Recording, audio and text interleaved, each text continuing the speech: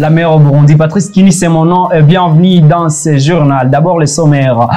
On va se rendre tout de suite à l'ouest du Burundi où le manque du courant électrique à la colline Nyamutenderi fait défaut et les habitants disent que faute de ça, ils ont un obstacle pour le développement dans leurs activités de tous les jours. Et aussi, dans ce même journal, les déchets enlevés des trous qui conduisent l'eau du Burundi, du centre-ville de Bujumbura vers le lac Tanganyika, qui sont laissés au bord des routes, fait aussi défaut. On va suivre beaucoup plus dans ce journal. Bienvenue, c'est tout pour les sommaires.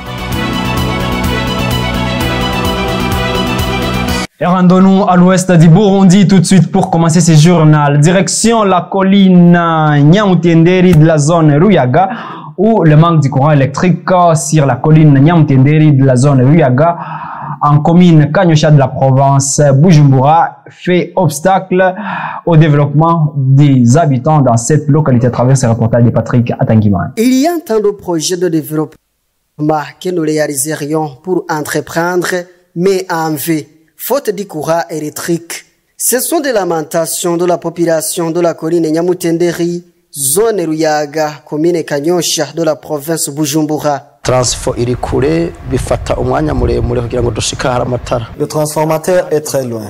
Ça prend du long trajet pour arriver là où il y a du courant électrique. L'avènement d'électricité facilitera notre vie.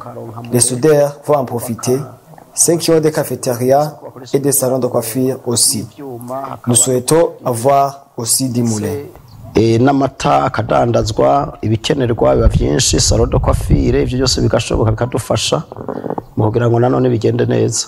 Ces habitants demandent aux concernés de trouver des solutions pour ne pas rester en arrière. Tukaba dusaba ko tworonka amapoto.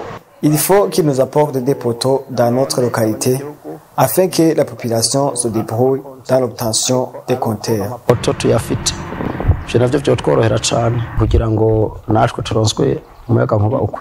Ceux qui ont pu essayer d'utiliser le courant électrique l'ont emporté via un fil fixé à un poteau se trouvant à plus d'1 kilomètre de distance.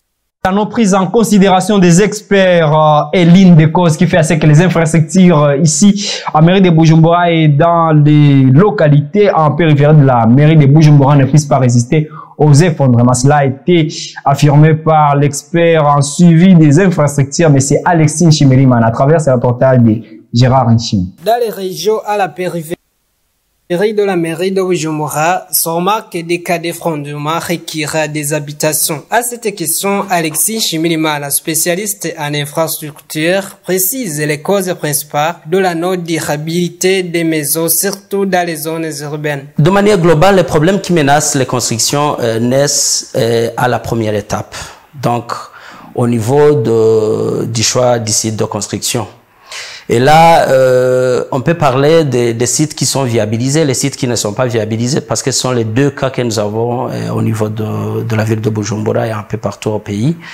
Et là, il faut noter que, donc, quel que soit le cas, que ça soit viabilisé ou pas, donc globalement, les grands risques auxquels fait face les constructions au Burundi sont notamment les inondations, les glissements de terrain, les vents violents. Selon lui, il y a des stratégies à mettre en œuvre pour que ces problèmes soient résolus. Alors, pour des quartiers en extension que je disais, le quartier en extension de la ville de Bujumbura, ce qui fait d'ailleurs que l'on observe toujours les inondations au niveau du centre-ville. Il faut qu'il y ait des plans locaux d'aménagement. Ça, c'est très important, qui sont adaptés au fait au site, parce que normalement chaque site a des particularités, ça c'est normal. Donc il faut des plans d'aménagement qui sont adaptés au site et lesquels plans devraient tenir en compte de tous ces risques d'inondation et glissement. À cela s'ajoute évidemment la question pertinente de gestion des eaux de ruissellement qui menacent les quartiers. On a le cas de Musaga, et ainsi de suite. Et là, il faut également penser à l'aménagement des ravins qui constitue en fait le noyau de cette problématique. Il est à noter que certains chantiers qui ne respectent pas les normes sont parfois arrêtés par le ministère ayant les travaux publics. Dans ces distribution et l'utilisation des matériaux qui ne respectent pas les normes et l'état des terrains de construction non favorables sont parmi les principales raisons. À cela s'ajoutent les localités d'Obsolo, Kamessa et Sololezo où les habitants font toujours face au problème des effondrements récurrents. Et je l'ai annoncé dans le sommaire de ce journal. Après l'excellent travail des agents de l'Office burundais de l'urbanisme, de l'habitat et des constructions en bois, celui de déboucher les égouts conduisant les eaux, surtout les eaux du centre-ville de Bujumbura vers le lac Tanganyika, les déchets qui sont restés accumulés et sur les bords des routes donnent la possibilité aux pluies de les remettre de nouveau dans ces caniveaux à travers ces reportages de Elvis Mounianez.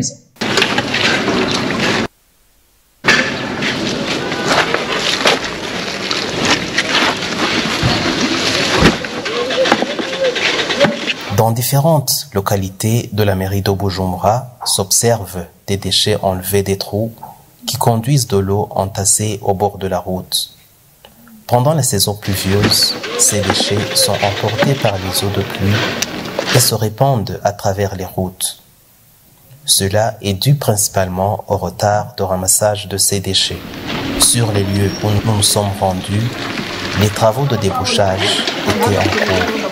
Ces travaux se sont déroulés au quartier asiatique de la commune Mukaza, exactement sur la route passant devant le mosquée Markaz, où on était en train de déboucher ces déchets, en même temps remplacer le couvercle du trou.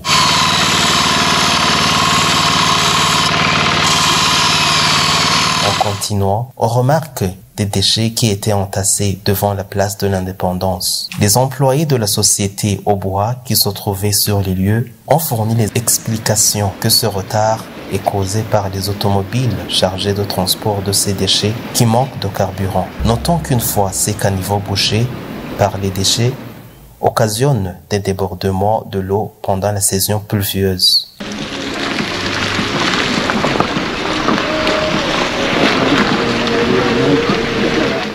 Et parlons à présent santé. Beaucoup sont ceux qui pensent que la manque des poils ou des cheveux sur une partie du corps ou sur une zone qui devrait être normalement couverte de poils ou des cheveux est une malédiction. Et pourtant, ça n'a rien à voir. Cela a été affirmé par le docteur Jean Berkimans Neoboayo. Il est dermatologue.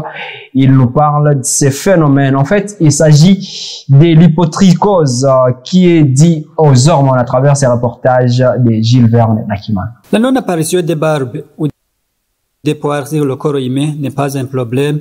Cela est dû aux hormones, comme l'a indiqué le dermatologue Jean Berkimans Neoboayo. L'apparition des poils, ce qu'on appelle la pilosité, c'est un signe de maturité, donc qui survient le plus souvent entre l'âge de 9 ans et 12 ans. Il y a ceux dont la pilosité apparaît précocement et d'autres apparaissent tardivement. Des tribus où les personnes ne peuvent pas avoir une pilosité. Donc, tout court, c'est lié à des hormones.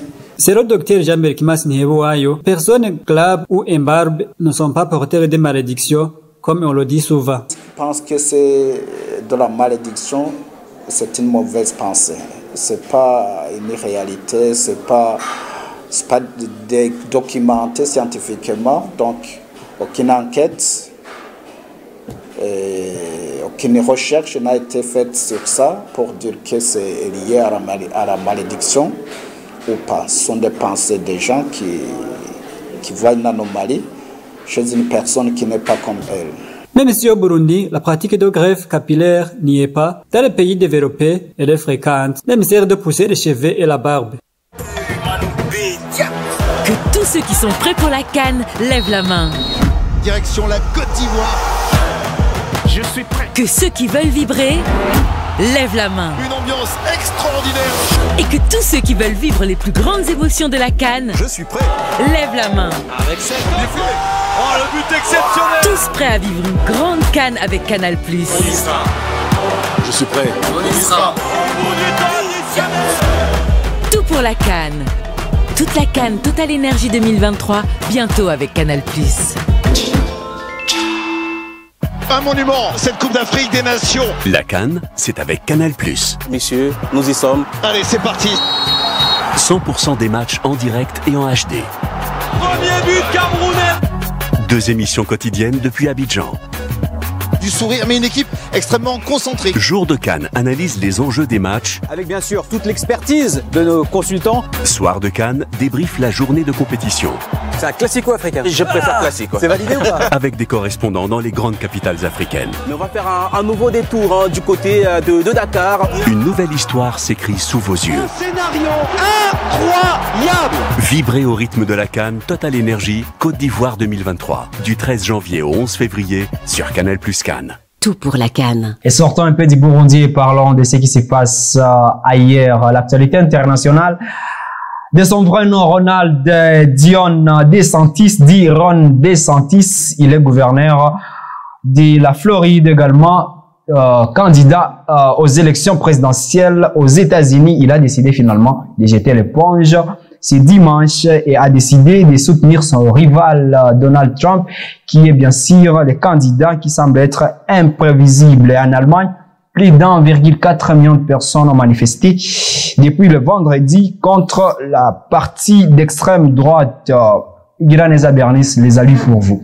Commençons notre actualité internationale aux États-Unis, où dimanche après-midi, Ron DeSantis, le gouverneur de la Floride, présenté à son entrée dans la couverture d'investiture américaine comme le rival le plus sérieux de Donald Trump, a décidé de jeter l'éponge avant même le scrutin de mardi à New Hampshire. Je suspends aujourd'hui ma campagne. Il est clair que selon moi, que la majorité des électeurs républicains de la primaire veulent donner une autre chance à Donald Trump, a-t-il annoncé dans une vidéo publiée sur X. Le politicien de 45 ans était crédité de 6% dans les intentions de vote en vue de scrutin de mardi prochain, et ce, après avoir décroché une deuxième place dans l'Iowa, mais loin derrière l'ex-président de 21% contre 51%. Je ne peux pas demander à nos bénévoles de donner de leur temps et de leur argent si nous n'avons pas une voie claire vers la victoire, a dit DeSantis, tout en reconnaissant avoir eu des accords avec Donald Trump, comme sur la pandémie de coronavirus. Mais il affirme que le populiste, qui limite à plusieurs égards avec ses positions radicales sur l'immigration, la sécurité et l'avortement, demeure le meilleur candidat face à l'actuel président Joe Biden. Le retrait de la course de Ron DeSantis, qui a choisi de soutenir son adversaire Donald Trump, vient désormais confirmer la face-à-face en train de se jouer dans son coin de la Nouvelle-Angleterre, où Donald Trump est étalonné par l'ex-ambassadrice des États-Unis aux Nations Unies, Nikki Haley. Continuons en Allemagne, où plus d'1,4 million de personnes ont manifesté depuis vendredi 19 janvier dans des dizaines de villes allemandes contre le parti d'extrême droite AfD et son idéologie radicale, ont estimé dimanche 2 organisations qui appellent à cette mobilisation. Une mobilisation d'une rare ampleur qui témoigne du choc provoqué par la révélation du 10 janvier par les médias d'investigation allemands corrective d'une réunion extrémiste à Potsdam, près de Berlin, où en novembre, un projet d'expulsion massive de personnes étrangères ou d'origine étrangère a été discuté. Parmi les participants se trouvait une figure de la mouvance identitaire radicale, l'Autrichien Martin Sellner, et des membres de l'AfD.